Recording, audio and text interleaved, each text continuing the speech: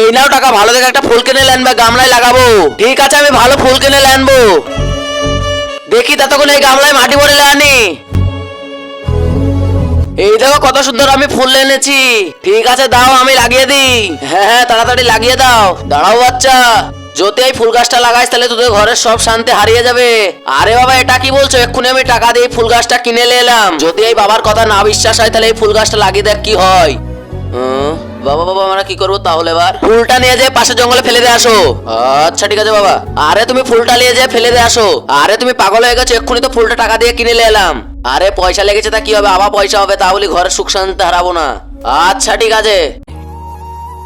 শুনেছি 10 জন যখন আমিন বলে তখন সেই দোয়াটা কবুল হয়ে যায়। তাই আমি দোয়া করে দিলাম, এই ভিডিওটা যে লাইক করে চ্যানেলটা সাবস্ক্রাইব করে দিবে, আল্লাহ তাআলা তাদের পরিবারের জন্য অনেক ভালো রাখে। বাবা আপনি ঠিক টাইমে চলে এসেছেন, নাহলে আমাদের বড় বিপদ হয়ে যেত। আরে বাচ্চা, তোমাকে তো বড় বিপদ না বাঁচিয়ে দিলাম, এবার আমাকে কিছু টাকা দাও। আচ্ছা ঠিক আছে বাবা, দাঁড়ান।